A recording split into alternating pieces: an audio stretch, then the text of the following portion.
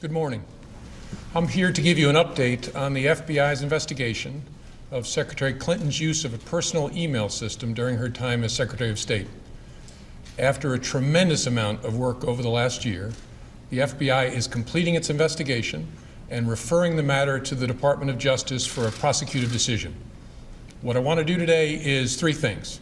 I want to tell you what we did, I want to tell you what we found, and I want to tell you what we're recommending to the Department of Justice. This is going to be an unusual statement in at least a couple of ways.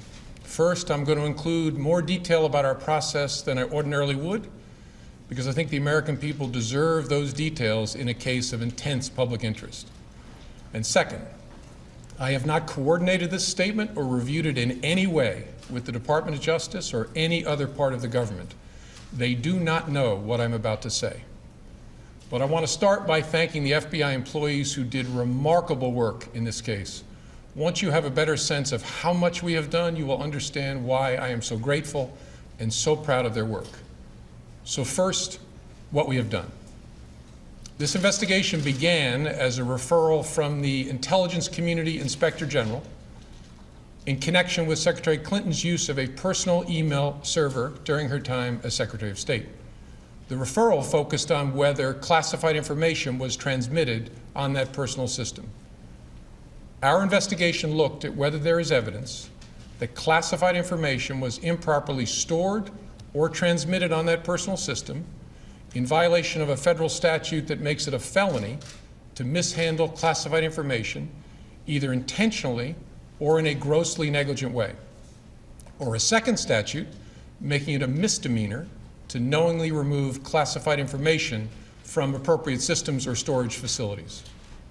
And consistent with our counterintelligence responsibilities, we have also investigated to determine if there is evidence of computer intrusion by nation states or by hostile actors of any kind. Now, I have so far used the singular term email server in describing the referral that began our investigation. It turns out to have been more complicated than that. Secretary Clinton used several different servers and administrators of those servers during her 4 years at the State Department. And she also used numerous mobile devices to send and to read email on that personal domain. As new servers and equipment were employed, older servers were taken out of service, stored, and decommissioned in various ways. Piecing all of that back together to gain as full an understanding as possible of the ways in which personal email was used for government work has been a painstaking undertaking, requiring thousands of hours of effort. For example, when one of Secretary Clinton's servers was decommissioned in 2013, the email software was removed. That didn't remove the email content, but it was like removing the frame from a huge unfinished jigsaw puzzle and then dumping all the pieces on the floor. The effect was that millions of email fragments ended up in the server's unused or slack space. We searched through all of it to understand what was there and what parts of the puzzle we could put back together again. FBI investigators also read all of the approximately 30,000 emails that Secretary Clinton provided to the State Department in 2014.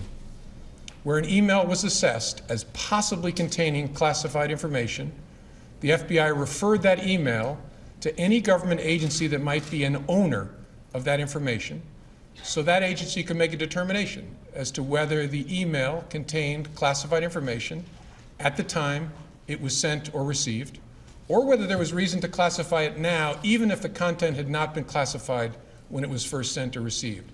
And that's the process sometimes referred to as up-classifying. From the group of 30,000 emails returned to the State Department in 2014, 110 emails in 52 email chains have been determined by the owning agency to contain classified information at the time they were sent or received. 8 of those chains contained information that was top secret at the time they were sent.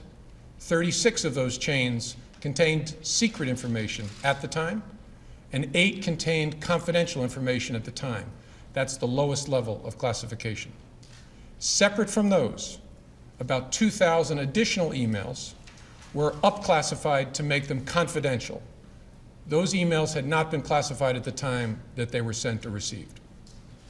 The FBI also discovered several thousand work-related emails that were not among the group of 30,000 emails returned by Secretary Clinton to State in 2014. We found those emails in a variety of ways. Some had been deleted over the years, and we found traces of them on servers or devices that have been connected to the private email domain. Others we found by reviewing the archived government accounts of people who'd been government employees at the same time as Secretary Clinton, including high-ranking officials at other agencies, folks with whom a Secretary of State might normally correspond. This helped us recover work-related emails that were not among the 30,000 that were produced to State. Still others we recovered from that painstaking review of the millions of email fragments dumped into the slack space of the server that was decommissioned in 2013. With respect to the thousands of emails we found that were not among those produced to the State Department, agencies have concluded that 3 of those were classified at the time they were sent or received, 1 at the secret level and 2 at the confidential level. There were no additional top secret emails found, and finally, none of those we found have since been upclassified. I should add here that we found no evidence that any of the additional work-related emails were intentionally deleted in an effort to conceal them in some way. Our assessment is that, like many email users, Secretary Clinton periodically deleted emails, or emails were purged from her system when devices were changed. Because she was not using a government account, or even a commercial account like Gmail, there was no archiving at all of her emails. So it's not surprising that we discovered emails that were not on Secretary Clinton's system in 2014 when she produced those 30,000 some emails to State. It could also be that some of the additional work-related emails that we've recovered were among those deleted as personal by her lawyers when they reviewed and sorted her emails for production in late 2014. The lawyers doing the sorting for Secretary Clinton in 2014 did not individually read the content of all of her emails as we did for those available to us. Instead, they relied on header information, and they used search terms to try to find all work-related emails among the reportedly more than 60,000 that were remaining on her system at the end of 2014. It's highly likely that their search missed some work-related emails and that we later found them, for example, in the mailboxes of other officials or in the slack space of a server. It's also likely that there are other work-related emails that they did not produce to State and that we did not find elsewhere and that are now gone because they deleted all emails they did not produce to State, and the lawyers then cleaned their devices in such a way as to preclude complete forensic recovery. We have conducted interviews and done technical examination to attempt to understand exactly how that sorting was done by her attorneys. Although we don't have complete visibility because we're not able to fully reconstruct the electronic record of that sorting, we believe our investigation has been sufficient to give us reasonable confidence there was no intentional misconduct in connection with that sorting effort. And of course, in addition to our technical work, we interviewed many people, from those involved in setting up the personal email system and maintaining the various iterations of Secretary Clinton's server, to staff members with whom she corresponded on email, to those involved in the email production to State, and finally Secretary Clinton herself. Last, we have done extensive work to try to understand what indications there might be of compromise by hostile actors in connection with that personal email system. So that's what we've done. Now let me tell you what we found. Although we did not find clear evidence that Secretary Clinton or her colleagues intended to violate laws governing the handling of classified information, there is evidence that they were extremely careless in their handling of very sensitive, highly classified information. For example, 7 email chains concern matters that were classified at the top secret special access program at the time they were sent and received. Those chains involve Secretary Clinton both sending emails about those matters and receiving emails about those same matters.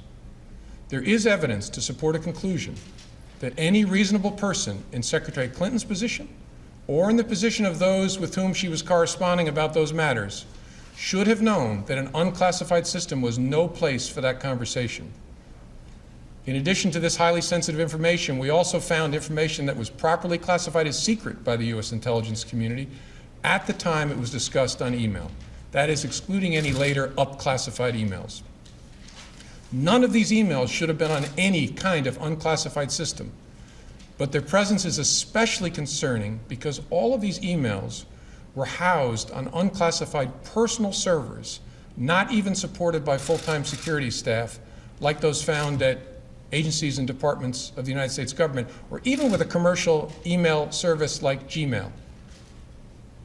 I think it's also important to say something about the marking of classified information. Only a very small number of the emails here containing classified information bore markings that indicated the presence of classified information. But even if information is not marked classified in an email, participants who know or should know that the subject matter is classified are still obligated to protect it. And while not the focus of our investigation, we also developed evidence that the security culture of the State Department, in general, and with respect to the use of unclassified systems in particular, was generally lacking in the kind of care for classified information that's found elsewhere in the U.S. government. With respect to potential computer intrusion by hostile actors, we did not find direct evidence that Secretary Clinton's personal email domain, in its various configurations since 2009, was hacked successfully. But given the nature of the system and of the actors potentially involved, we assess we would be unlikely to see such direct evidence. We do assess that hostile actors gained access to the private commercial email accounts of people with whom Secretary Clinton was in regular contact from her personal account. We also assess that Secretary Clinton's use of a personal email domain was both known by a large number of people and readily apparent. She also used her personal email extensively while outside the United States, including sending and receiving work-related emails in the territory of sophisticated adversaries. Given that combination of factors, we assess it is possible that hostile actors gained access to Secretary Clinton's personal email account. So that's what we found. Finally, with respect to our recommendation to the Department of Justice. In our system, the prosecutors make the decisions about whether charges are appropriate based on evidence that the FBI helps collect. Although we don't normally make public our recommendations to the prosecutors, we frequently make recommendations and engage in productive conversations with prosecutors about what resolution may be appropriate given the evidence. In this case, given the importance of the matter, I think unusual transparency is in order. Although there is evidence of potential violations of the statutes regarding the handling of classified information, our judgment is that no reasonable prosecutor would bring such a case. Prosecutors necessarily weigh a number of factors before deciding whether to bring charges. There are obvious considerations like the strength of the evidence, especially regarding intent. Responsible decisions also consider the context of a person's actions and how similar situations have been handled in the past. In looking back at our investigations into the mishandling or removal of classified information, we cannot find a case that would support bringing criminal charges on these facts. All the cases prosecuted involved some combination of clearly intentional and willful mishandling of classified information, or vast quantities of information exposed in such a way as to support an inference of intentional misconduct, or indications of disloyalty to the United States, or efforts to obstruct justice. We do not see those things here. To be clear, this is not to suggest that in similar circumstances, a person who engaged in this activity would face no consequences. To the contrary, those individuals are often subject to security or administrative sanctions, but that's not what we're deciding now. As a result, although the Department of Justice makes final decisions on matters like this, we are expressing to Justice our view that no charges are appropriate in this case. I know there will be intense public debate in the wake of this recommendation, as there was throughout the investigation. What I can assure the American people is that this investigation was done honestly, competently, and independently. No outside influence of any kind was brought to bear. I know there were many opinions expressed by people who are not part of the investigation, including people in government. But none of that mattered to us. Opinions are irrelevant. And they were all uninformed by insight into our investigation because we did our investigation the right way. Only facts matter. And the FBI found them here in an entirely apolitical and professional way. I couldn't be prouder to be part of this organization. Thank you very much.